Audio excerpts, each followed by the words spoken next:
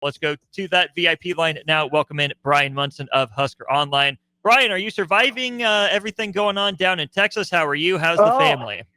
Yeah, that's a horrible story. I was actually just reading some more updates on everything happening down there in Central Texas. I'm plenty far north of any of that. In fact, I think our first rainfall that we had seen over the last 3 weeks, we got like a little bit of a sprinkle this morning, but nothing like what those folks got down there. So that's really what's really abnormal. Living down here for years and years and years, can't remember when that part of the state ever got that much rain before. Never heard about like the Guadalupe and the Llano and everybody other river down that way flooding like that. So pretty unusual.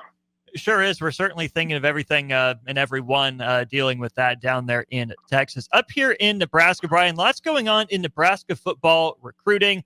Let's start with a really fun piece that you wrote after a conversation with Dayton Raiola. Let's start with the on-field stuff. Dayton starting to grow into the part of the starting quarterback physically. What have you seen or heard from him about the work he's put in to change his body for his second year as the starter at Buford?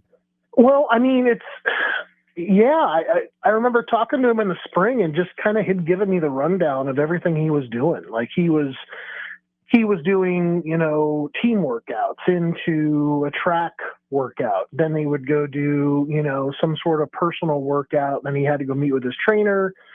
And then he was doing, something else then like late at night, whether that was, like just going like with the yoga person or like doing something else. I mean, he was so busy and working with a nutritionist too. I mean, he's been trying to take care of all aspects of what's kind of going on with his body and just wanted to and I think what happened here is it came at really at the right time. He hit this growth spurt and it's pretty clear. Like if you look at his pictures, he's grown a couple of inches, and it was just like, well, you get that combination of like your body is going to kind of stretch out and naturally you're going to like lose some of that baby chub, maybe that's kind of hanging around a little bit because your body's looking for those calories and that fat storage.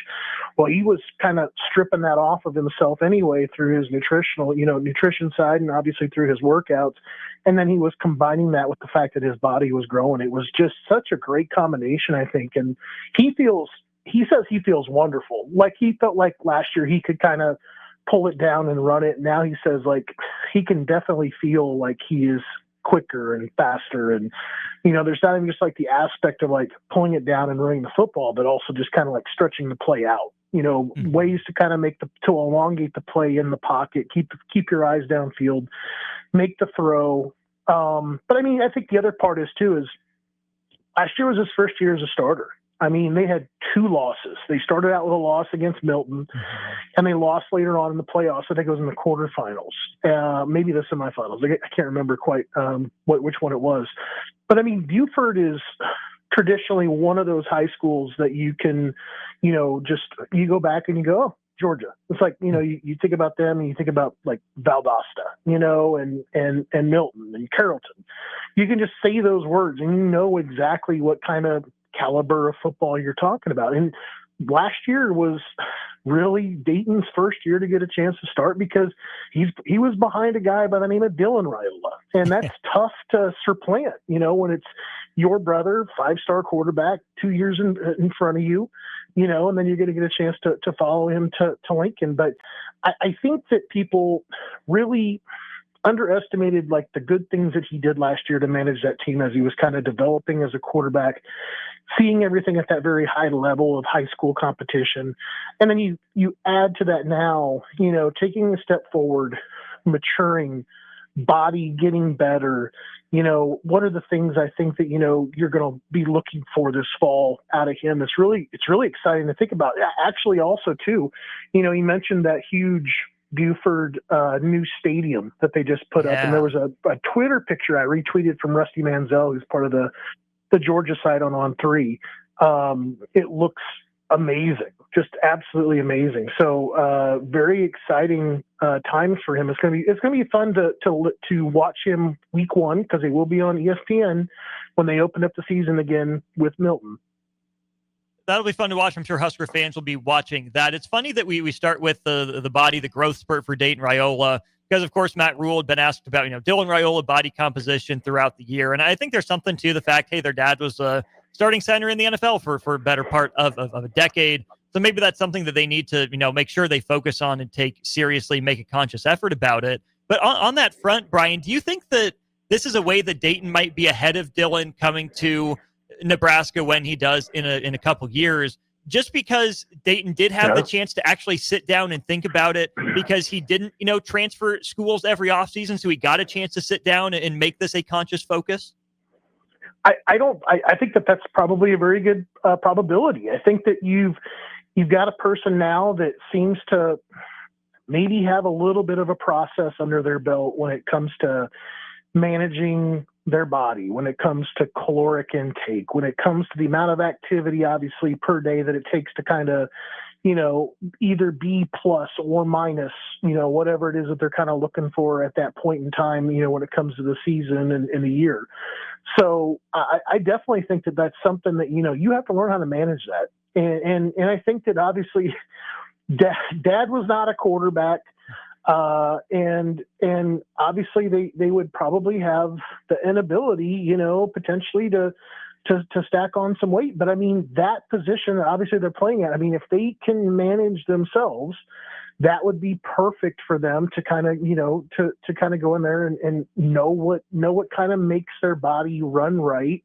And I think Dayton has got a great glimpse of that so far, as a junior in high school. So, yeah, I think that there's a really good chance, like coming in, Dayton is going to have a greater understanding about what he has to kind of do to get his body right and get ready for the season.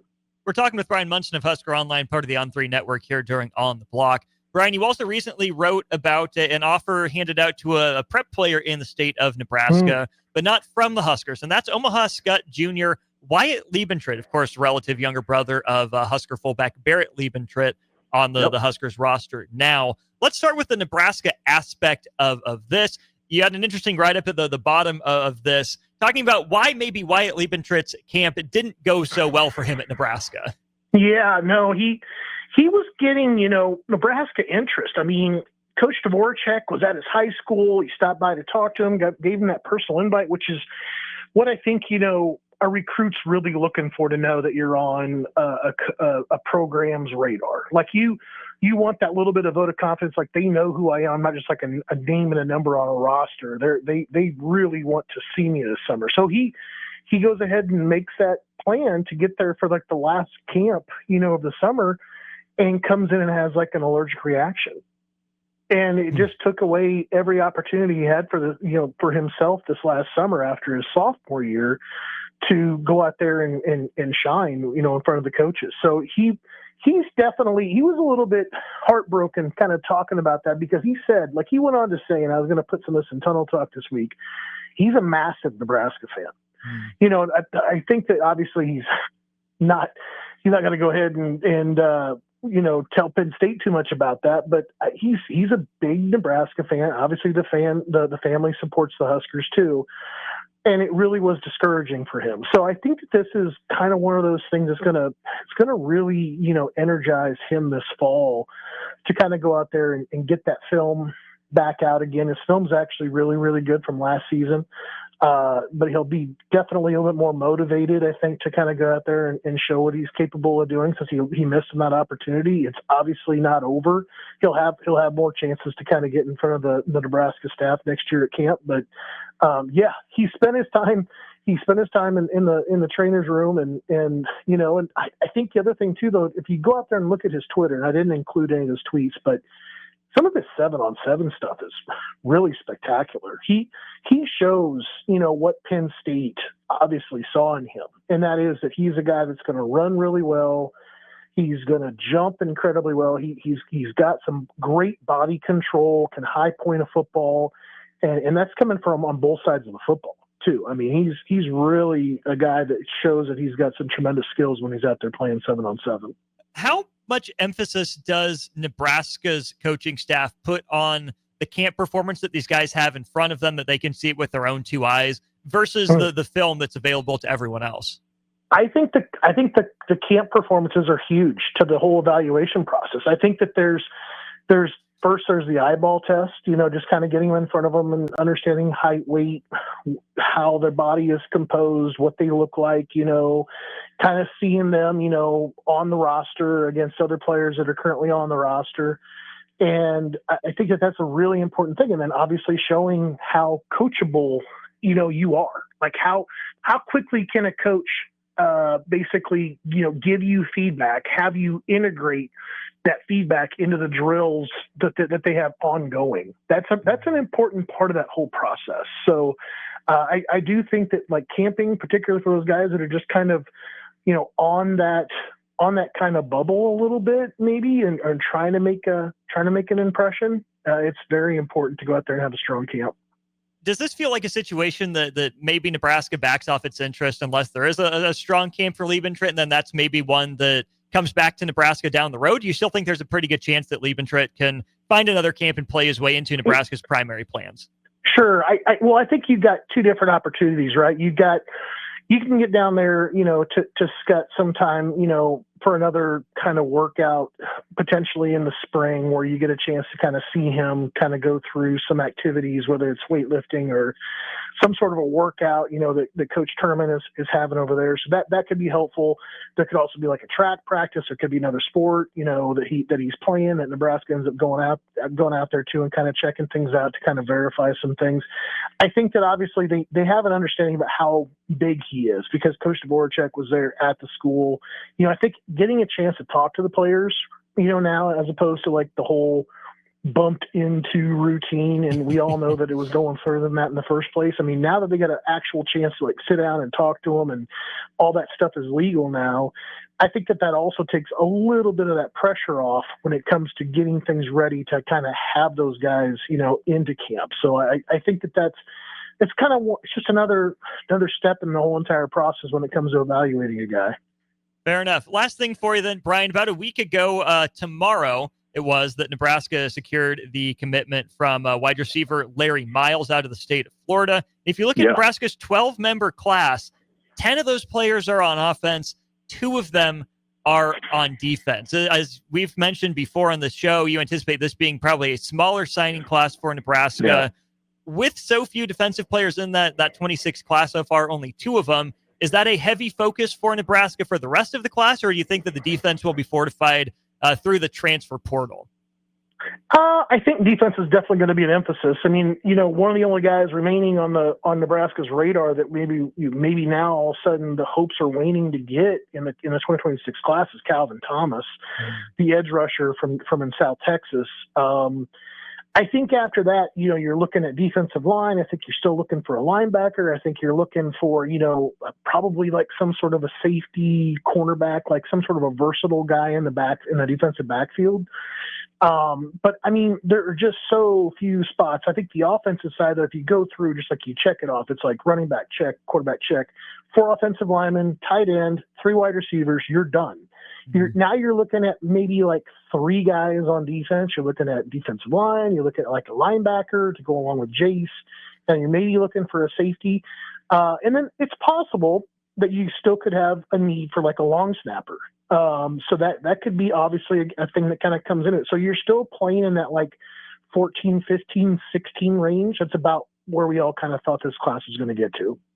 There you go. For more information, you can make sure you follow Bryan Munson _ on Twitter. Tunnel Talk coming Wednesday. What can people look out for on that, Bryan?